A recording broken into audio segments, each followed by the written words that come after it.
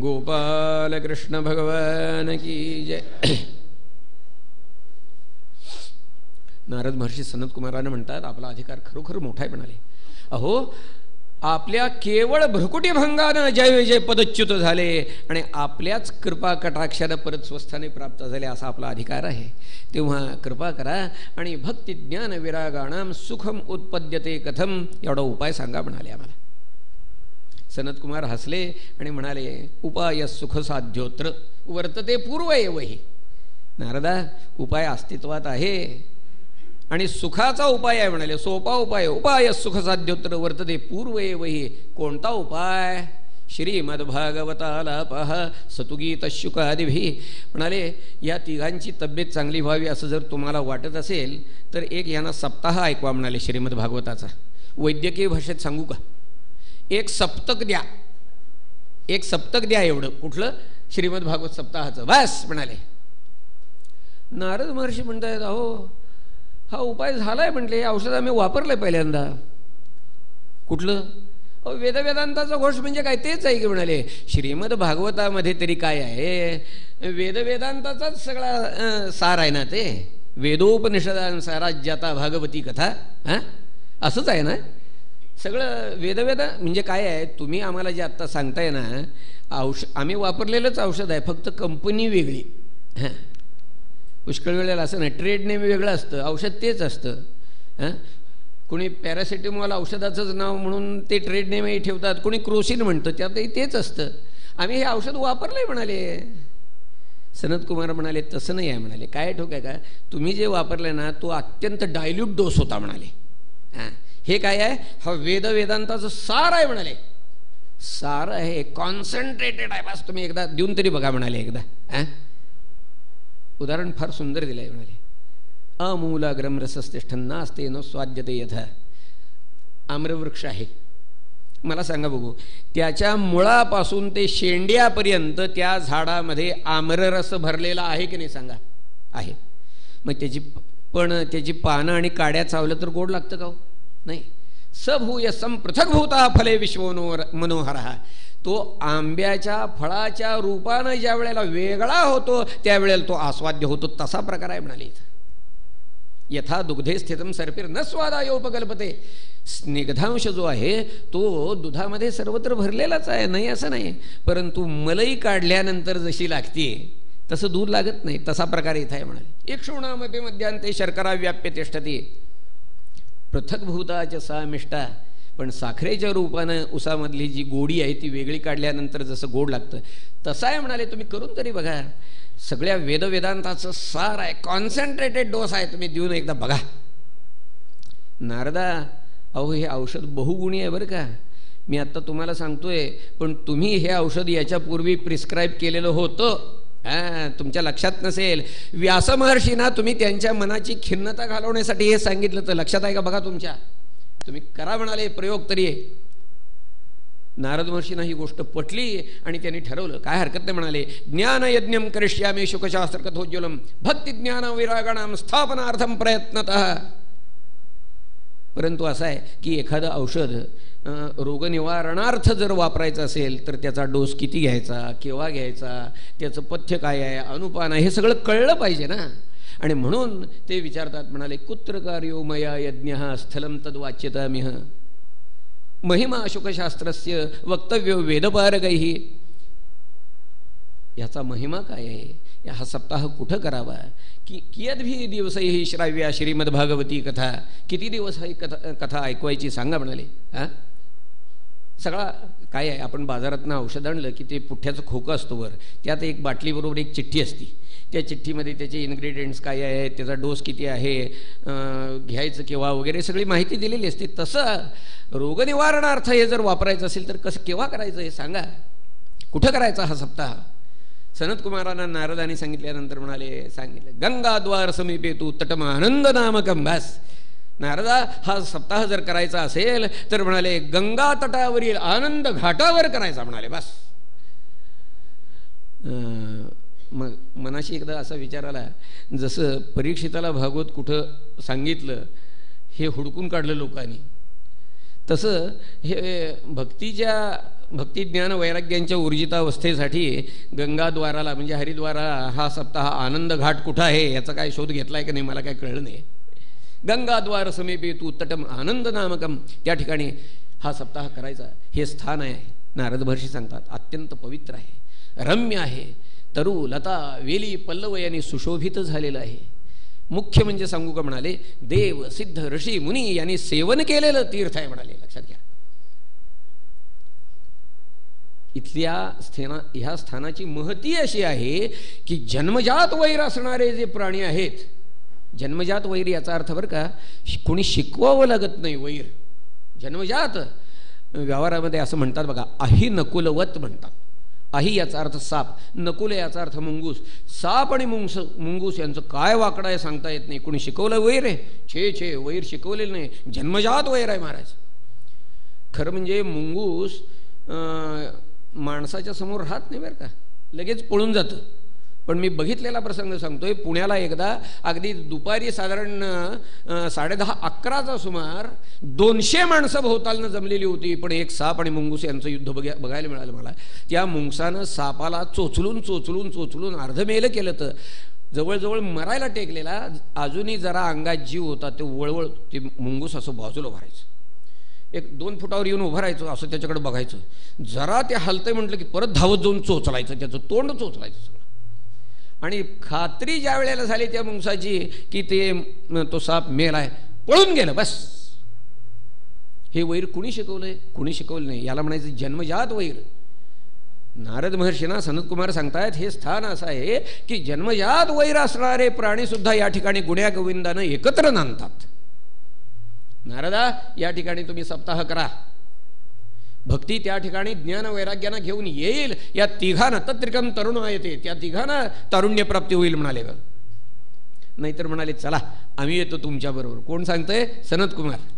व्यवहारामध्ये असं घडतं महाराज. आपण परक्या ठिकाणी कुठेतरी गेलेलो असतो आणि कुणीतरी पत्ता आपल्याला दिलेला असतो, आपल्याला ज्यांच्याकडे जायचं आहे त्यांच्याकडे जायच्यासाठी.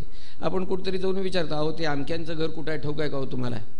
सांगतात ते असं पुढं जावा, सिग्नल लागेल, डावीकडं वळा, उजवीकडं वळा, काहीतरी सांगतात. जाऊ दे म्हणाले, नाहीतर मलाही तिकडे यायचंच आहे, मीच येतो तुमच्याबरोबर, दाखवतो तुम्हाला घर. तसा प्रकार सनतकुमार नारद महर्षींच्या बरोबर आलेत, गंगा तीरावर आलेले आहेत महाराज. नारद महर्षी आता सप्ताह करतायत भक्तिज्ञान वैराग्यांच्या ऊर्जितावस्थेसाठी. ही बातमी वाऱ्यासारखी त्रैलोक्यामध्ये थेट ब्रह्मलोकापर्यंत गेली बराच. लक्षात घ्या. आणि महात्म्यकार वर्णन करतात, श्रीमद भागवत सप्ताहाच्या श्रवणासाठी धावंतोप्याययो सर्वे प्रथमम येच वैष्णवाः. सगळे लोक धावत आले म्हणाले, सगळ्यात पहिले वैष्णव आले म्हणाले. बस. कोण कोण आलं सप्ताह श्रवण करण्यासाठी? भृगुरु वसिष्ठश्च वनश्च गौतमो मेधा तिथिर देवल देवरातो रामस्तथा गाधिशुकश्च शाकुलो मृकंडपुत्रा त्रिज पिप्पलादः योगेश्वरो व्यासपराशरौ च छाया शुको जलिजन्मुख्याः सर्वेप्यमी मुनिगणाः सशिष्यपुत्राः स्वस्त्रीभिराययोरते प्रणयेन युक्ताः. सारे ऋषीवर्य त्या ठिकाणी आलेले आहेत महाराज. आणि गंमत अशी, एकटे आले नाहीत. मग कसे आले? तर स कु आणि स प, सहकुटुंब सहपरिवार आलेत महाराज. आणि कोण कोण आलं? वेदांतानीचे वेदाश्च मंत्राः तंत्राः समूर्तयः दश सप्तपुराणानि षट्शास्त्राणि तथा यु. वेद आले, वेदांत उपनिषद आली सगळी. अहो हे 18वं पुराण. एकूण पुराण किती? 18. तर हे भागवत म्हणजे 18वं पुराण. तर ह्या 18व्या पुराणाच्या श्रवणासाठी उरलेली 17 पुराणं आल्याचा उल्लेख केलेला आहे महाराज. षट्शास्त्र आणि तथा येऊ गंगाद्यः सरितस्तत्र पुष्करादी सरांशी सगळी तीर्थक्षेत्र मूर्तिमंत होऊन आली महाराज. वेद सगळेजण धावत आले त्या ठिकाणी. पण काही लोक मात्र आले नाहीत बरं का. सगळे आले बाकीचे, पण काही आले नाहीत. का आले नाहीत? आढ्याचा एवढा सप्ताह करतात, आम्हाला एक निदान पत्रिका तरी पाठवायची. आम्हाला आमंत्रण कुठे आहे? तुम्हाला सप्ताहाचं आमंत्रण द्यायला तुम्ही काय जावई आहे का काय? मी आपल्याला खरं सांगू का, म्हणजे जावयानं सुद्धा श्रीमद भागवताच्या सप्ताहाच्या आमंत्रणाचा आग्रह धरू नये बरं का. लक्षात घ्या. हो, सप्ताह आहे म्हटलं की जावं महाराज, बस. परंतु काही लोक आढ्यतीनं आले नाहीत.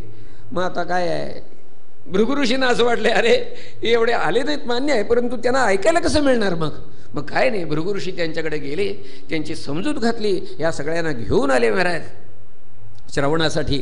समजूत घालून नारद महर्षींनी सनत कुमारांना उच्चासन दिलेलं आहे. सनत कुमार दीक्षा घेऊन स्थानापन्न झालेले आहेत. सगळ्या श्रोत्याने त्यांना नमस्कार केलेला आहे आणि आपापल्या जागेवर जाऊन बसलेले आहेत महाराज. बसायची व्यवस्थासुद्धा फार सुंदर केलेली होती महाराज. काय आहे, मोठे समारंभ असले, कार्यक्रम असले म्हणजे अशी व्यवस्था केली जाते महाराज. एखाद्या संस्थेचा मोठा कार्यक्रम आहे, मग काय करतात, काय नाही, सगळ्या त्या संस्थेचे जे कोणी आश्रयदाते असतील त्यांच्यासाठी वेगळ्या खुर्च्या, आधारस्तंभ असतील त्यांच्या खुर्च्या वेगळ्या, निमंत्रितांच्यासाठी खुर्च्या वेगळ्या, डिग्निटीज काही त्यांना खुर्च्या वेगळ्या, सर्वसामान्य माणसं असतात त्यांना भारतीय बैठक, पत्रकार हो त्यांना सांभाळावं लागतं, त्यांच्या अगदी पाठी लावून त्यांच्या खुर्च्या वेगळ्या मांडायच्या. ज्यांचे पाय दुखतात, गुडघे दुखतात, मांडी घालून बसायला येत नाही महाराज, त्यांच्यासाठी खुर्च्या ठेवलेल्या असतात. असे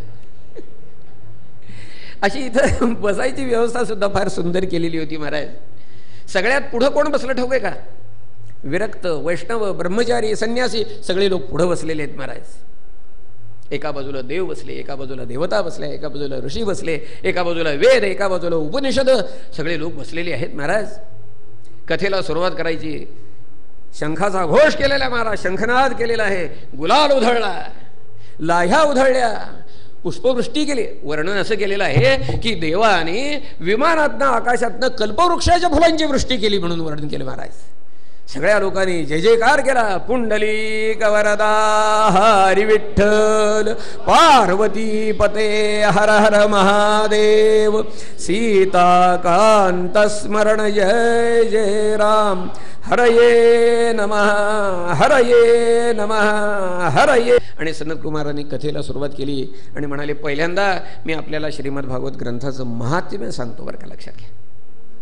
आणि या ठिकाणी सनत कुमारांच्या मुखातून महात्म्यकाराने श्रीमद भागवत ग्रंथाचं महात्म्य वर्णन केले, अक्षरशः धडाक्यानं वर्णन केलंय महाराज. बस अथ ते वर्णते स्माभिः महिमा शुकशास्त्रजः यस्य श्रवणमात्रेण मुक्तिः करतले स्थिता. बस यस्य श्रवणमात्रेण मुक्तिः करतले स्थिता सदा सेव्या श्रीमद्भागवती कथा. यस्या श्रवणमात्रेण हरिश्चित्तम समाश्रय. श्रीमद भागवताची फलश्रुती काय हा प्रश्न आहे महाराज.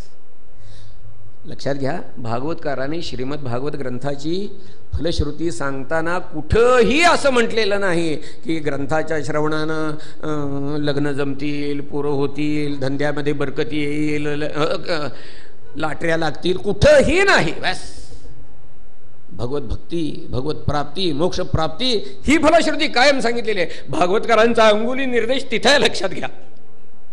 सदा सेव्या श्रीमद भागवती कथा यस्या श्रवण मात्रेण मुक्ती करतले स्थित.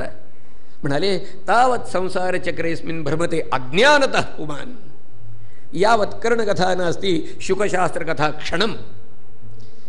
जोपर्यंत श्रीमद भागवत कानावर पडत नाही तोपर्यंत जीव हा संसारातनं योनीतनं फिरतच राहतो. म्हणाले, तावत संसार चक्रेस्मिन् भ्रमते अज्ञानतः पुमान. म्हणाले, किम श्रुतैः बहुभिः शास्त्रैः. अहो ढीगभर शास्त्र ऐकून करायचं काय. म्हणाले, किम श्रुतैः बहुभिः शास्त्रैः पुराणैश्च प्रभावैः एकं भागवतं शास्त्रं मुक्तिदानेन गर्जति. बस जीवाला मोक्षप्राप्ती करून द्यायला एक श्रीमद भागवत समर्थ आहे. म्हणाले, बस अश्वमेध सहस्राणी वाजपेय शतानी च.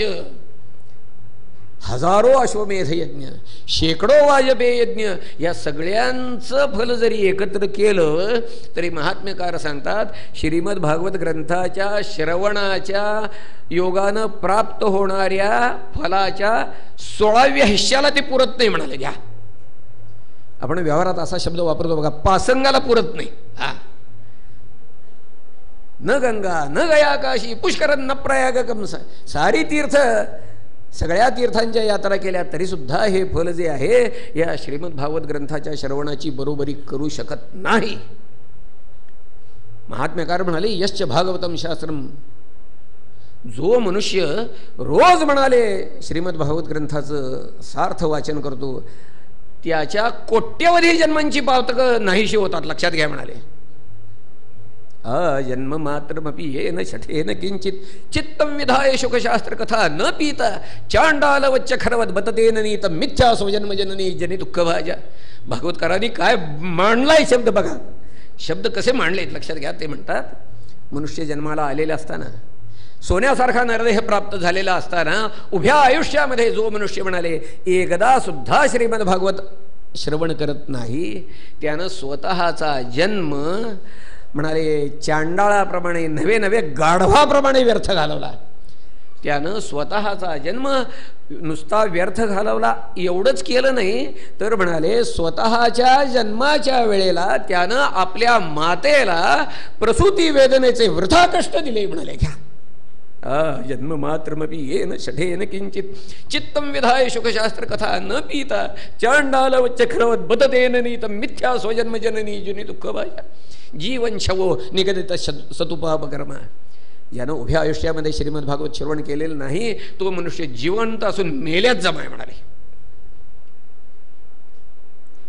आपण प्रत्यक्ष ग्रंथामध्ये वाचा. श्रीमद भागवत ग्रंथाचं महात्म्य धडाक्यानं वर्णन केलेलं आहे. केव्हा श्रवण करावं म्हणाले. दिनानाम नियमः न अस्ति. बस, दिनानां नियमः न अस्ति. केव्हाही श्रवण करावं. सर्वदा श्रवणं मतम. फक्त एवढी अट घातली आहे म्हणाले, सत्येन आणि ब्रह्मचर्येनं. सत्यव्रती व्हावं, ब्रह्मचर्य धारण करावं आणि म्हणाले केव्हाही श्रवण करावं म्हणाले श्रीमद भागवत. फक्त असं आहे म्हणाले की मनोवृत्ती जयश्चैव नियमाचरणं तथा दीक्षां कर्तुम अशक्यत्वात् सप्ताहं वाय. म्हणून सप्ताह सांगितला म्हणाले. काय आहे, कलियुगामध्ये ब्रह्मचर्य किंवा सत्यव्रत धारण करून फार काळ टिकणं अवघड आहे महाराज. आणि म्हणून 7 दिवसाची छोटीशी कालमर्यादा घातलेली आहे. एवढ्या 7 दिवसात का होईना एवढं ब्रह्मचर्य धारण करून सत्यव्रती होऊन श्रीमद भागवत ग्रंथाचं श्रवण करावं. ह्यालाच श्रीमद भागवत सप्ताह म्हणायचं, दुसरं काय आहे.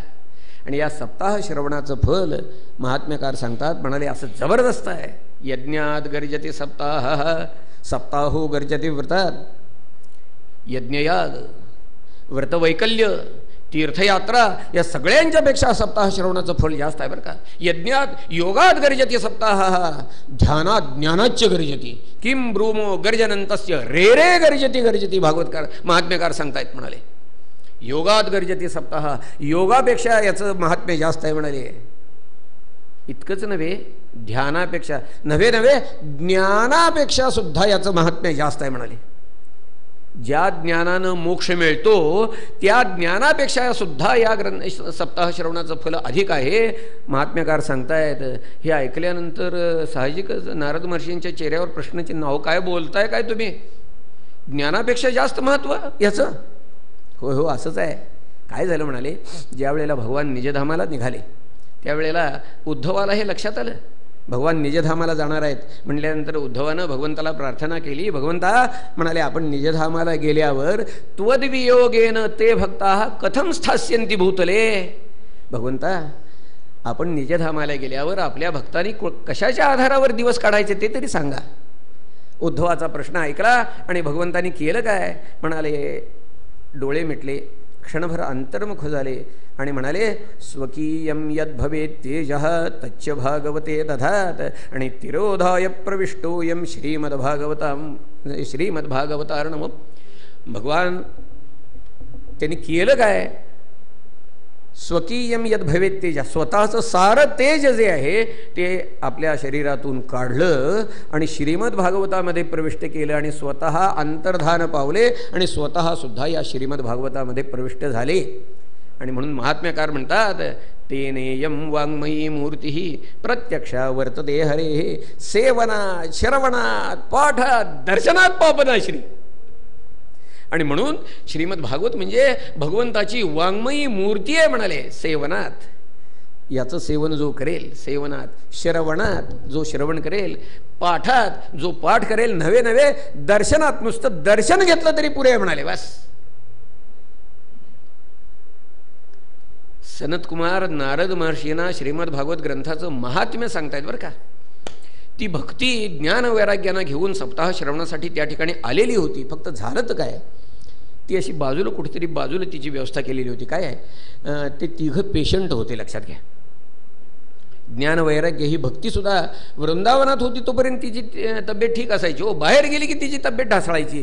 ते तिघं पेशंट होते, त्यामुळे त्यांची श्रवणाची व्यवस्था बाजूला पलीकडच्या खोलीमध्ये केलेली होती. तिथं स्पीकरची व्यवस्था होती, टी व्हीचा स्क्रीन होता,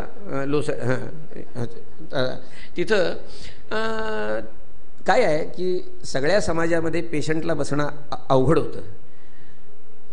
पाय दुखायला लागतात, पाय पसरून बसावं लागतं, कंबर दुखायला लागली टेकावं लागतं, वेळ प्रसंगी बसवत नाही, मग आडवं पडून ऐकायचं. मग सगळ्यांच्यात बसणं ऐकणं अशा पद्धतीनं अकोरड वाटतं की नाही सांगा. आणि म्हणून त्यांची व्यवस्था बाजूला केलेली होती. झालं काय सांगतो, सनत कुमारांनी हे श्रीमद भागवत ग्रंथाचं महात्म्य नुसतं सांगितलं बरं का, लक्षात घ्या. परिणाम काय झाला, ह्या महात्म्यानं नुसत्या ज्याला लाईफ सेविंग ड्रग्ज म्हणतात बघा, लाईफ सेविंग ड्रग्ज, त्याचं काम केलं. लाईफ सेविंग ड्रग म्हणजे काय ठोक आहे की नाही, पेशंट मरायला टेकलेला आहे, जगतोय का मरतोय, बस 5 मिनिटाचा सोबती आहे का 10 मिनिटाचा सोबती आहे इतपतच राहिलेला आहे. अशा वेळेला जर काही महत्त्वाचं असेल, पेशंट जगवायचा असेल, तर त्यावेळेला एक डोस देतात त्याला, कोरॅमिनचं इंजेक्शन एक ठोकायचं, लगेच टुकटुकी येते. टुकटुकी पेशंटला आली की लगेच ज्या कुठं सही घ्यायची असली तर लगेच घेऊन रिकामं करायचं, बस चालेल.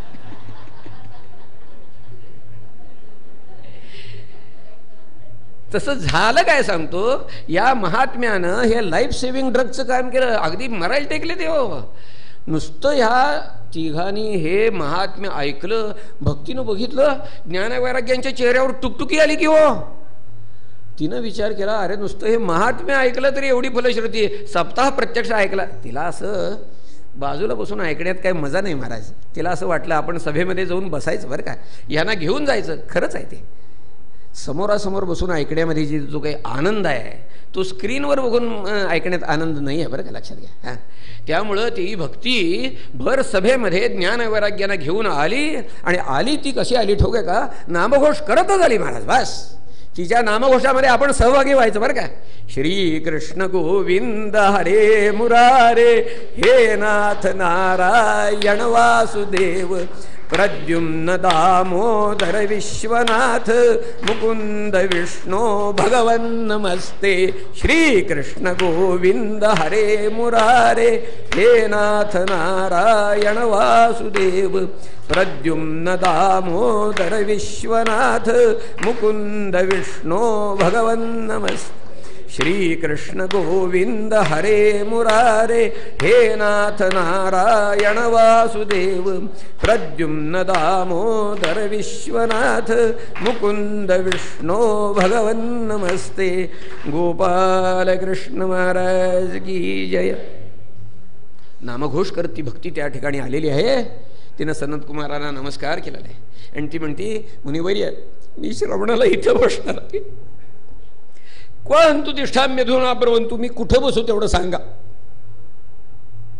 सनत कुमारांना आनंद झालेला आहे. ते म्हणाले, तू बसणार आहेस, इथं बसून ऐकायचंय तुला? हो इथं बसून ऐकणार आहे. कुठं बसायचं सांगू?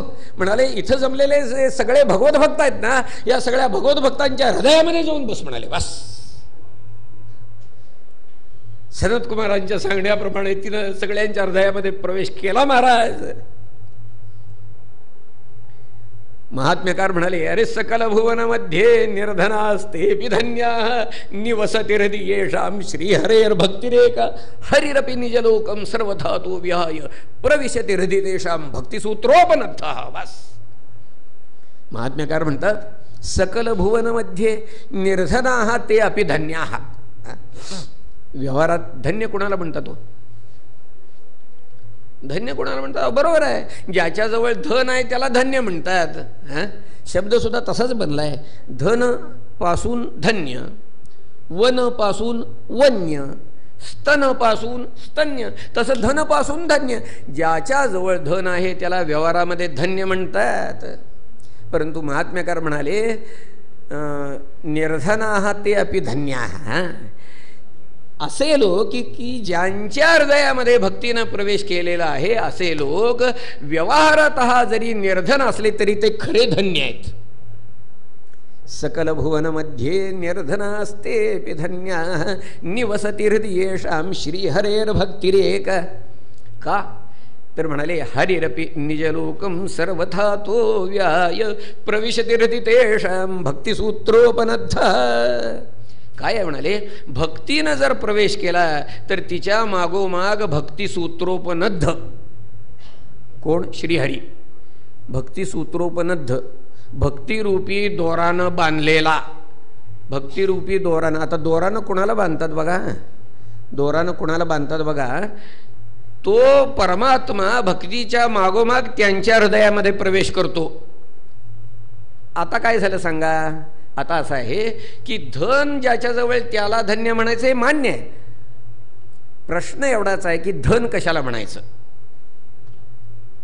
नोटा, नोटांचे पुडकी, त्याला धन म्हणायचं.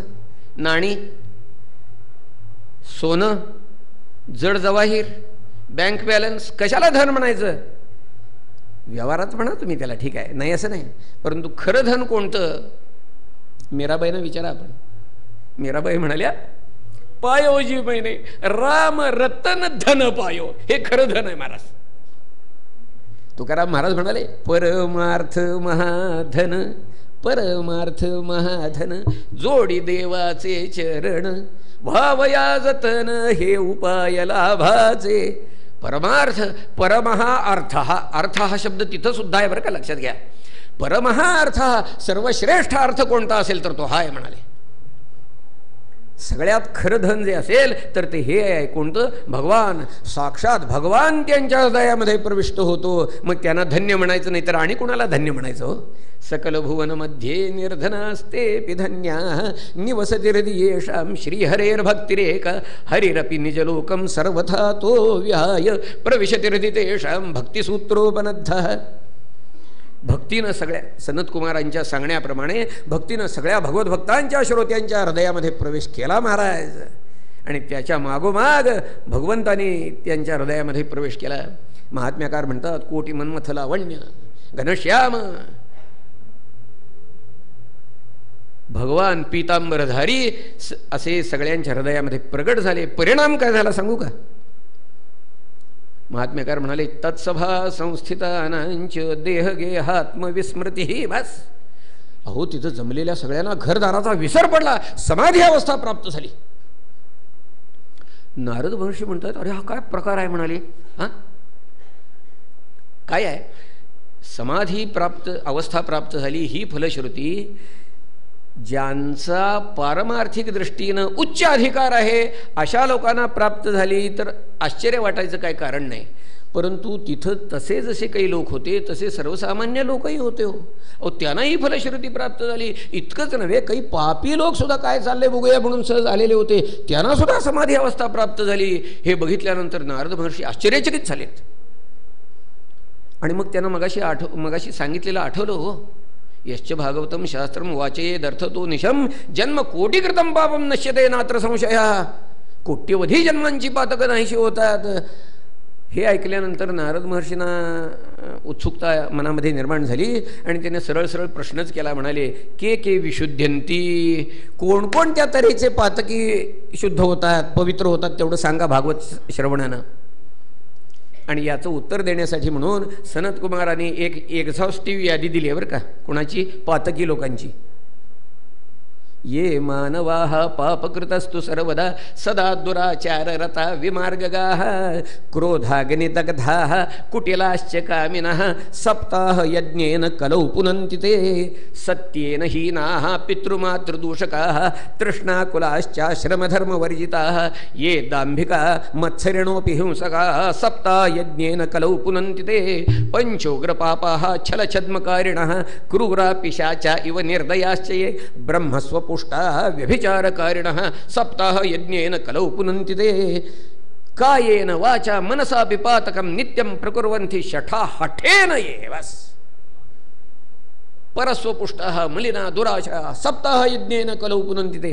मी सगळा काय अर्थ सांगत बसत नाही. आता सोय झालेली आहे.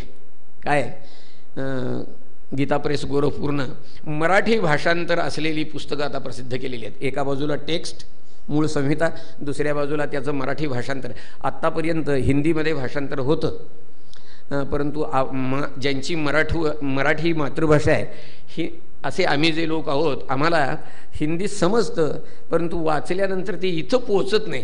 काय दोष द्यायचं कोणाला काही कारण नाही आहे, लक्षात घ्या. मातृभाषा नाही आहे, जे हिंदी भाषिक आहेत त्यांना ठीक आहे, परंतु आता आमच्यासारख्या लोकांची सोय झालेली आहे. मराठीमध्ये भाषांतर, उत्तम भाषांतर प्रसिद्ध झालेलं आहे. आपण ते ग्रंथ घ्या, भाषांतर वाचा. एक्झॉस्टिव्ह यादी दिलेली आहे. अशा तऱ्हेचे पातकी सुद्धा सप्ताह श्रवणानं पवित्र होऊन जातात, उद्धरून जातात. हे ऐकल्यानंतर पुन्हा प्रश्नचिन्ह.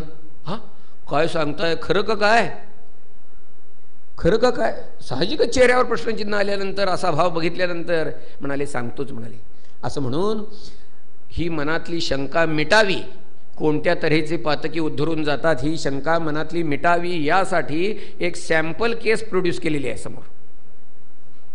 महात्म्यकार म्हणतात, म्हणाले तुंगभद्रा नदी तीरे अभूतपत्तनमुत्तमम. तुंगभद्रा नदीच्या तीरावर एक गाव होतं आणि त्या गावामध्ये आत्मदेव नावाचा ब्राह्मण त्या ठिकाणी राहत होता. श्रौत स्मार्त कर्मामध्ये निपुण होता, दशग्रंथी होता, विद्वान होता, धनाढ्य होता, तेजस्वी होता. द्वितीय इव भास्कर हा म्हटलेला आहे, तेजस्वी होता. परंतु इतकं जरी असलं तरी सुद्धा दुःखी होता. त्याची स्त्री होती, तिचं नाव धुंधुली. धुंधुली, त्या स्त्रीवर त्याचं प्रेम होतं. ती स्त्री कशी होती त्याचंही वर्णन केलं आहे. स्ववाक्य स्थापिका नित्यम सुंदरी सुकुलोद्भवा लोकवार्ता रता क्रूरा प्रायशो बहुजल्पिका शूराच गृहकृत्येषु कृपणा कलहप्रिया. तिचं वर्णन केले बरं का. सांग कशी होती. स्ववाक्य स्थापिका नित्यम म्हणजे काय, कायम आपलं म्हणणं खरं करणारी होती. बस मी म्हणेन तेच खरं, बस. स्ववाक्य स्थापिका नित्यम सुंदरी सुकुलोद्भवा. सोपाय. लोकवार्ता रता, दुसऱ्याच्या भानगडीत तिला इंटरेस्ट दांडगं बरं का. हां काय झालं, ह्यांचं काय झालं, त्यांचं काय झालं, यांच्या काय भानगडीत आहेत. लोकवार्ता रता क्रूरा, सांगायचं काय कारण नाही. क्रूरा प्रायशो बहुजल्पिका. जल्पिका म्हणजे बडबडणारी, इतकी बडबडायची तुम्हाला सांगतो. बड बड बड बड दिवसभर बडबडत असायचे. तिचं तोंड खरं म्हणजे चमड्याचं होतं म्हणून टिकलं, तर लाकडाचं असतं तर फुटून गेलं असतं तुम्हाला सांगतो. इतकी बडबडायची. कृपणा कलहप्रिया, कृपण होती. कलहप्रिया म्हणजे काय, लावालाव्या करण्यात इंटरेस्ट दांडगं बरं का. हां ह्याचं त्याला, त्याचं ह्याला करायचं आणि भांडणं लावायची, अशी होती. पण शूराच्या गृहकृत्येषु, संसारातल्या घरच्या कामामध्ये अशी तरबेज होती तुम्हाला सांगतो. अशी पदर खोचून उभी राहिली, 1000 पानाचा स्वयंपाक बघता बघता मारायची महाराज. शूराच्या गृहकृत्येषु कृपणा कलहप्रिया अशा तऱ्हेची होती ती. हा जो आत्मदेव ब्राह्मण आहे, मग अशी म्हटल्याप्रमाणे धनाढ्य होता, परंतु दुःखी होता. धनाढ्य होता, व्यवहाराची सुखोपभोगाची सारी साधनं त्याच्याजवळ होती बरं का. सारी साधनं. फकाराः अष्टदुर्लभाः असं म्हटलेलं आहे. फकाराः अष्टदुर्लभाः, सगळे फ आहेत बरं का. त्याच्याजवळ काय काय होतं, त्याच्याजवळ फ्लॅट होता, एफ फ्लॅट होता. त्या फ्लॅटमध्ये फॅन होता, एफ. त्यामध्ये फ्रीज होता, एफ. त्यामध्ये फोन होता, एफ. त्यामध्ये फॅक्स होता, एफ. खाली पार्किंगला फियाट होती, एफ. त्याच्याजवळ फंड्स होते, एफ. फेम होती, एफ. इतकंच नव्हे, फॉरेन टूर सुद्धा झाली ती तिची, लक्षात घ्या. व्यावहारिक सुखोपभोगाची सारी साधनं होती, तरी दुःखी होता, लक्षात घ्या. यालाच संसार म्हणतात बरं का. यालाच संसार म्हणतात. तुकाराम महाराज म्हणाले, कोठे काही कोठे काही, एक आहे एक नाही. बस दात आहेत तिथं चणे नाही, चणे आहेत तिथं दात नाही. राव संसाराचा हा प्रकार असाच आहे. यहा सुंदर हा तद वनिता कुरूपा. हा दिसायला राजबिंडा आहे, त्याची बायको कसलीच असती, काय बिर्या राहणार. या सुंदर तद वनिता कुरूपा. या सुंदरी नक्षत्रासारखी आहे, सापती रूप हिना. कसलं या बड बेंगरूळ दिसते नवरा. या सुंदरी सापती रूप हिना. यत्रो भयम, दोन्ही गोष्टी जिथं आहेत, लक्ष्मीनारायणाचा जोडा शोभतो म्हणतात बघा. असं जरी आहे, तत्र दरिद्रताचं, आता काय करा, तत्र दरिद्रताचं किंवा तत्र अनपत्यताचं. आणि मी आपल्याला सांगतो, ही अनपत्यता त्याच्या वाट्याला आलेली होती आणि म्हणून तो दुःखी होता. आपल्याला मूल व्हावं, मूल व्हावं असं वाटत होतं त्याला. मूल काय होत नव्हतं. सारे लौकिक उपाय केले, वैद्य झाले, हाकीम झाले, डॉक्टर झाले, सगळी औषधं झाली, अमुक तमुक सगळं झालं, सारे लौकिक उपाय झाले, पुत्रप्राप्ती काही झालेली नाही आहे. मग अलौकिक उपायाला सुरुवात झाली. अनुष्ठानं झाली, जप झाले, सहस्रावर्तनं झाली, मारुतीला प्रदक्षिणा झाल्या. मारुती म्हणतो बिचारा माझ्या मागं का कटकट लावताय तुम्ही? होय, आता काय करायचं, आहे परिस्थिती अशी. सगळे तरा तरा तरा झाल्या सगळ्या. म्हणजे सगळे बुवा, सगळे महाराज, सगळे पारथे, सगळे मठ देवळं बिवळं सगळी पालथी घातली. सांगू का समर्थांच्या भाषेत? सकळ बहुत गोसावी धुंडिले, बहुत गोसावी धुंडिले, बहुत देवासी नवस गेले. आणि काय सांगू का, म्हणाले गटगटा गेळिले सर्वही विंचू. बस. तुम्ही म्हणाल म्हणजे हे काय, असा एक उपाय आहे म्हणे पुत्रप्राप्तीसाठी. काय गटगटा गेळिले, समर्थाने सांगितले म्हणून मी सांगतोय, लक्षात घ्या. गटगटा गेळिले सर्वही विंचू असा उपाय आहे. कसं, विंचवाचं बारीक पिल्लू असतं की नाही, एक चिकी गुळ सुपारी एवढा घ्यायचा आणि त्यामध्ये ते असं ते विंचवाचं पिल्लू टिपायचं आणि त्याची कॅप्सूल करायची आणि पाण्याबरोबर ती घ्यायची. उपाय ऐकून ठेवायचा, प्रयोग करायचा नाही, लक्षात ठेवा. सगळे उपाय झाले मी आपल्याला सांगतो, तरी सुद्धा फलप्राप्ती नाही आहे. आता काय करावं? अलौकिक उपाय म्हणून त्यानं दानधर्म सुरू केला. महात्म्याकार वर्णन करतात, एवढा श्रीमंत होता, त्यानं आपली अर्धी इस्टेट दानधर्मामध्ये खर्च केली पुत्रप्राप्ती व्हावी म्हणून, तरी सुद्धा उपयोग झाला नाही. एक दिवस खिन्न मनानं, अनपत्यतेच्या दुःखानं, असं दुःखात तिरेकानं घरातनं तिरमिरीत उठला आणि रानामध्ये जीव द्यायला म्हणून निघून गेला महाराज. एका सरोवराच्या तीरावर अजून झाडाखाली बसलेला आहे, पाणी प्याला, तिथं कपाळाला हात लावून बसला. इतक्यामध्ये त्या ठिकाणी एक यतीवरी आलेत. हे बघितल्यानंतर त्यानं त्यांच्या पायावर डोकं ठेवलं, पाय घट्ट धरले आणि ढसा ढसा ढसा ढसा रडायला लागला. बस. त्या सत्पुरुषाने त्याच्या पाठीवरनं हात फिरवला संन्यासी महाराजांनी आणि त्याला उठवलं. त्याला विचारलं, अरे बाबा का रडतोय सांग? तो म्हणाला, अहो प्रजा दुःखेन शून्योहम. म्हणाला, मी निपुत्रिक आहे हो, आणि म्हणून मला दुःखातिरेकानं रडायला येते. म्हणाले, जीव द्यायसाठी वनामध्ये आलोय. म्हणाले, प्राणांस्तक तुम्ही हा आगता, माझी अनपत्यता अशी आहे. म्हणाला, काय?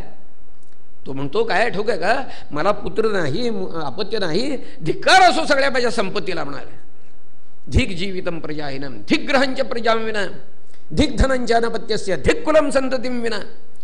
तो म्हणतो, अहो मला पोर नाही एवढंच नव्हे, तर पाल्यते या मया धेनु सा वंध्या सर्वता भय. मी एक गाय बाळगली आहे, तिलाही वासरू होत नाही. म्हणाला, यो मया रोपित हा वृक्ष, ते झाड लावलं तर त्याला फळ येत नाही. म्हणाला, इतकंच नव्हे, घरात जर एखादा आंबा आणि काहीतरी फळ जर आणून ठेवलं, बघता बघता नासून जातं. म्हटला,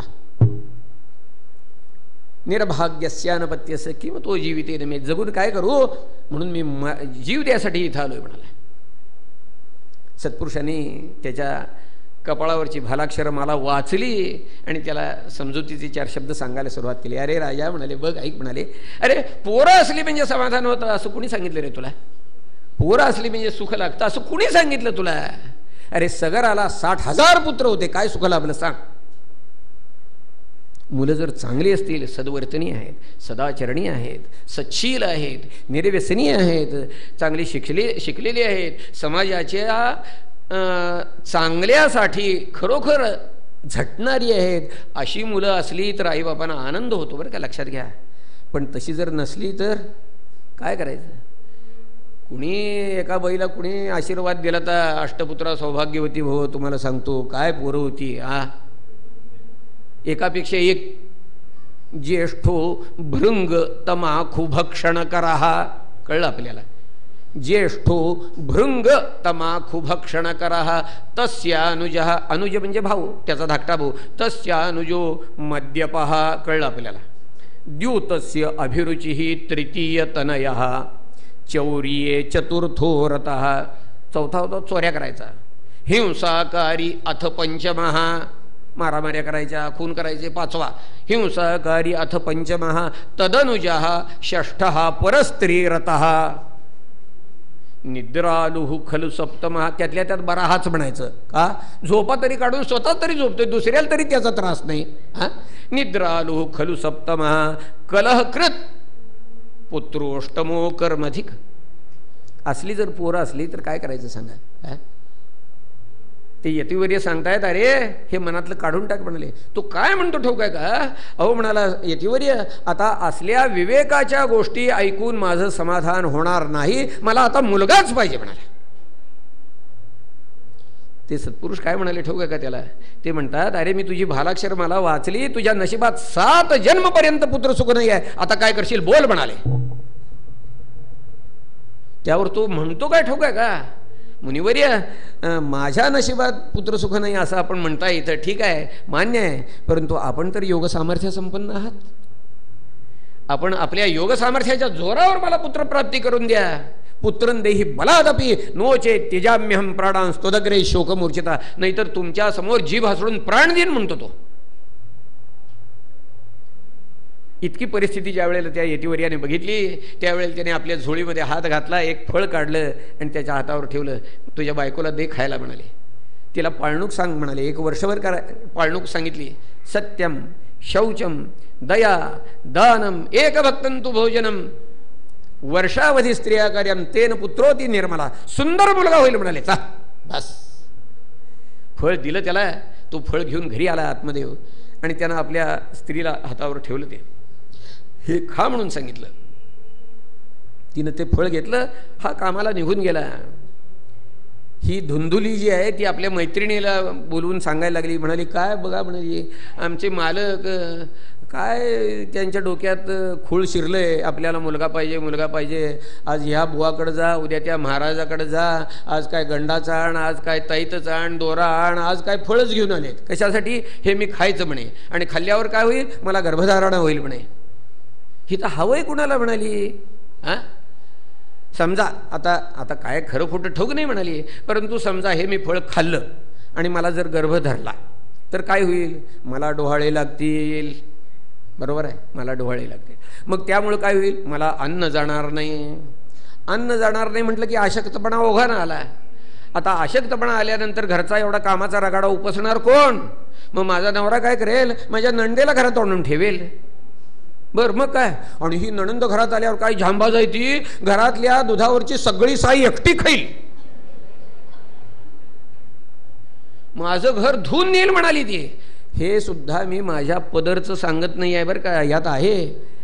महात्म्याकाराने असे शब्द वापरलेत, मंदाया मयी सर्वस्वम ननांदा संहरेत तदा. आणि असं बोलून तिनं सगळ्या काल्पनिक शंका सगळ्या काढल्या बघा. समजा गर्भ माझ्या पोटामध्ये जर राहिला आणि समजा शुकाचार्यासारखा 12 वर्ष उदरातच राहिला तर, हो शुकाचार्य 12 वर्ष आईच्या उदरातच होते ना, तसा गर्भ राहिला तर काय करायचं, प्रसूतीच्या वेळेला पोर आडवं आलं तर काय करायचं, सगळ्या काल्पनिक शंका काढल्या तिनं. ती म्हणते इथं हवंय कुणाला पोर. तिनं आपलं स्पष्ट मत सांगितलं बरं का. ती काय म्हणाली ठाऊक आहे का, वंध्या वा विधवा नारी सुखिनी च इति मे मतिही. बस, मी तर काय फळ खाणार नाही बाई म्हणाली. आणि तिनं फळ काय खाल्लं नाही. आत्मदेव ब्राह्मणाने विचारलं, फळ खाल्लंस का, तर हो म्हणून तिनं खोटंच सांगितलं आणि मुकाट्यानं फ्रीजमध्ये ठेवून दिलं. तिनं तिच्याकडे फ्रीज होता, ठेवून दिलं. काय गंमत आहे सांगतो तुम्हाला बरं काय. म्हणजे फळ टाकायचं धाडस नाही आणि खायची श्रद्धा नाही. आज आमचा समाज कसा झालाय बघा. श्रद्धा नाही, विश्वास नाही. एका सत्पुरुषाने आमच्या समाजाचं वर्णन केलेलं सांगू का. ते काय म्हणाले ठाऊक आहे का, आज आमचा हिंदू समाज कसा झालाय तर म्हणाले, सोळं सोडून ठेवलंय आणि ओळं सापडत नाही अशी परिस्थिती आहे. तसला प्रकार आहे. टाकायचं धाडस नाही, फळ तसंच ठेवून दिलं. दुसऱ्या दिवशी तिची बहीण आली, तिच्यासमोर सगळा हा विषय झाला. आता काय करायचं. बहिणीनं उपाय सांगितला. ती म्हणाली सोपा आहे. काय करायचं, काय नाही म्हणाली, तुझ्याजवळ जे फळ आहे ना खरं खोटं तुला टेस्ट बघायची असेल तर अगं तुझ्या घरच्या गाईला कुठं वासरू होतंय, ते गाईला घाल की परस्पर टेस्ट होती, खरं का खोटं. मग ती म्हणाली अगं ते गाईला फळ घातलं आणि माझं काय, मग काय नाही धरला म्हणून सांग म्हणाली गर्भ. ती म्हटली छे माझा नवरा तर आता पक्क धरून बसलाय की आता गर्भधारण होणार. जाऊ दे म्हणाली, मग मी आता उपाय सांगते तुला. मी सध्या गर्भवती आहे. कोण सांगते? तिची बहीण सांगते सध्या मी गर्भवती आहे. मी काय करते तवर तू गर्भवतीचं सोंग घे. मला अपत्य झालं की मुक्काट्यानं मी ते तुझ्याकडे आणून पोचवते आणि मग तू प्रसूत झाल्याचं जाहीर कर. माझ्या नवऱ्याला या कटामध्ये आपण सहभागी करून घेऊया, यासाठी काही पैसे तू त्याला देऊन टाक. हा कट सगळा शिजवला याने. आणि मग तुकाराम महाराज म्हणतात तसं चिरगुटे घालूनी वाढविले पोट गर्भार बोभाट जनामध्ये झालं. पुढं ती बहीण प्रसूत झाली आणि तिला मुलगा झाला. मुक्काट्यानं तिनं हिच्याकडं आणून पोचवला आणि या धुंदुलीनं आपल्याला पुत्ररत्न झाल्याचं जाहीर केलं. आत्मदेव ब्राह्मणाला आनंद वाटला महाराज, बस आनंद वाटला. पूर्वी हत्तीवरनं साखर वाटली म्हणत होते ना, यांना ट्रकातनं पेढे वाटले तुम्हाला सांगतो. हो, आनंद झाला सगळा. झालं. पुढं काय झालं? ज्या गाईला ते फळ घातलेलं होतं 3 महिने गेले. 3 महिन्यानंतर ती गाय प्रसूत झाली आणि तिला एक मनुष्य देहाधारी पुत्र झाला महाराज. सर्वांग सुंदरं दिव्यम निर्मलं कनकप्रभम महात्म्यकाराने वर्णन केलं. तेजस्वी असा हा पुत्र झालेला आहे. त्याचे कान फक्त गाईसारखे होते म्हणून त्याचं नाव गोकर्ण ठेवलं. आणि हा जो मुलगा होता तो धुंधुलीचा मुलगा म्हणून त्याचं नाव धुंधुकारी ठेवलं. 3 महिन्याच्या अंतराची 2 पोरं वाढायला लागली आहेत महाराज. जशी जशी वाढायला लागली आहेत तसे तसे त्यांचे गुण दिसायला लागले. गोकर्णाचे गुण दिसायला लागले आणि ह्या धुंधुकारीचे गुण उधळलेले दिसायला लागले. हो, महात्म्यकारांनी वर्णन केले. हे 2 मुलं कशी होती? गोकर्ण हा पंडित हा ज्ञानी, धुंधुकारी महाखल हा. बस हा धुंधुकारी जसा मोठा झाला तसा एक दिवस त्यानं केलं काय ठाऊक आहे का? आई बापांना यथेच्छ बडवलं. एकदा पितर उताड्य पात्र आणि स्वयंआहारत सगळी घरची भांडी कुंडी घेतली, विकून टाकली, पैसे केले, व्यसनामध्ये घालायला लागला. आत्ता या आत्मदेवाचे डोळे उघडले आणि त्या यतिवर्यांचे शब्द आठवले. अरे पोरं असली म्हणजे सुख असतं असं नाही रे, लक्षात ठेव म्हणाले. परंतु आता करतोय काय महाराज? आपल्या हातानं दुखणं बोलवून आणलेलं आहे महाराज. क्व तिष्ठामी क्व गच्छामी को मे दुःखम व्यपोहेत. रडायला लागला महाराज.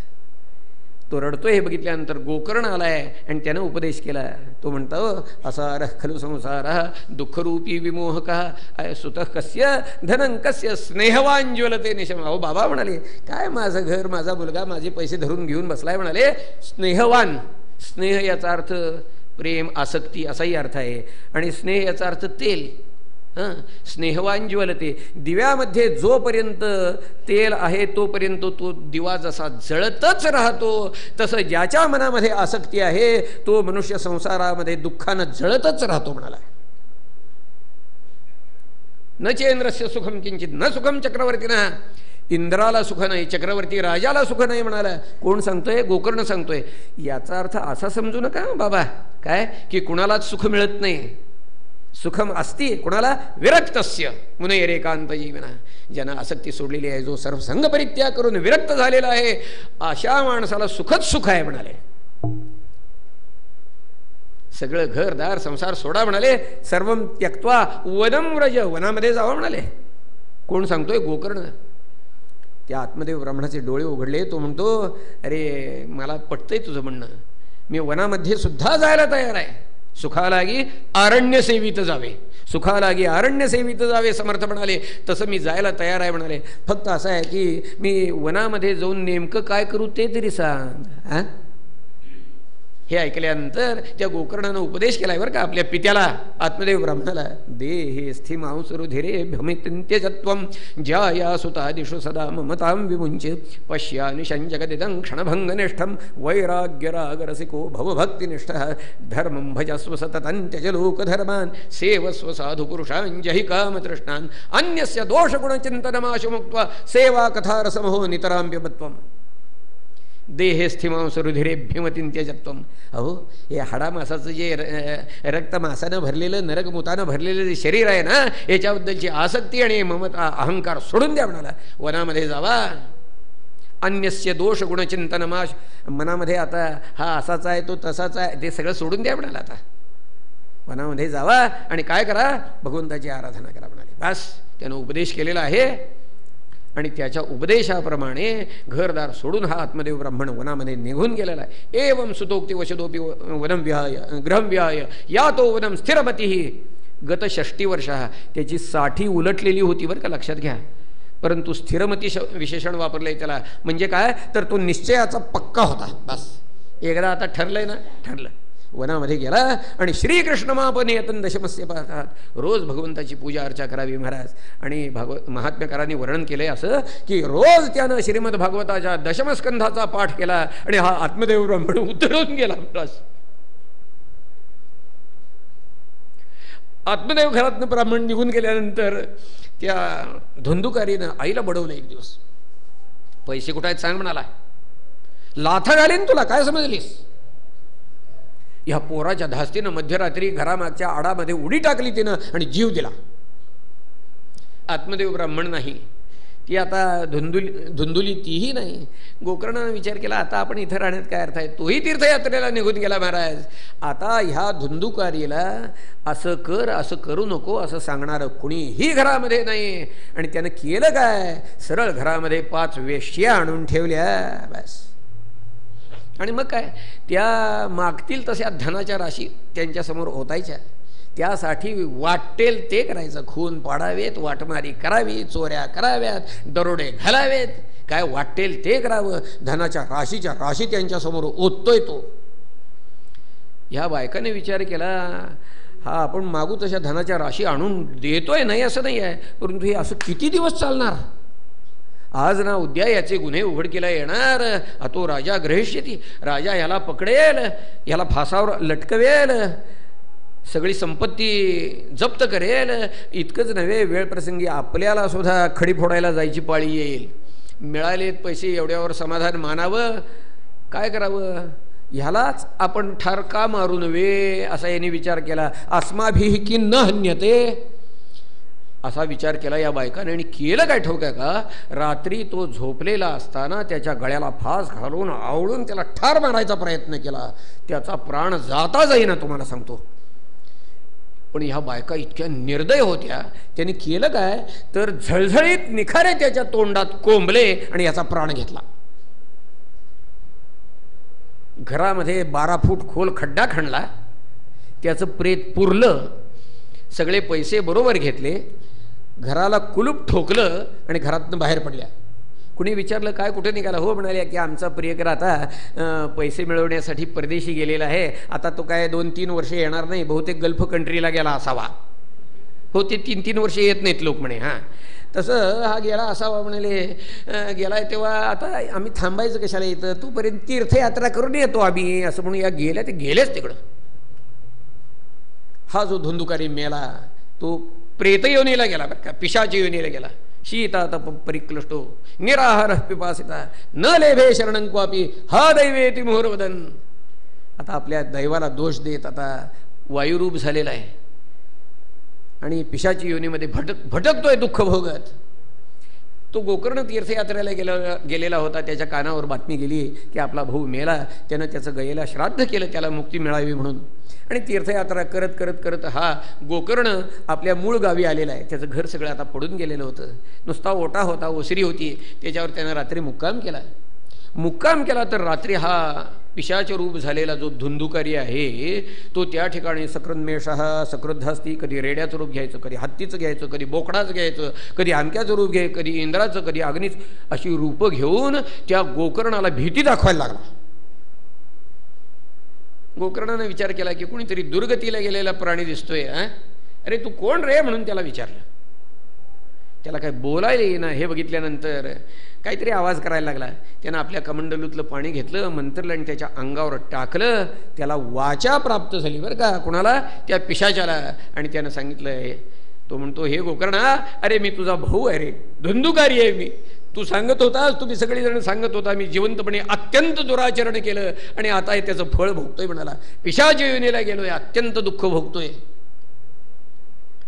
अहो बंधो कृपा सिंधो, तो धुंदुकारी म्हणतोय, अहो बंधो कृपा सिंधो भ्रातर मामा शुमोचे. अरे माझी ह्याच्यातनं सुटका कर रे म्हणतो तो.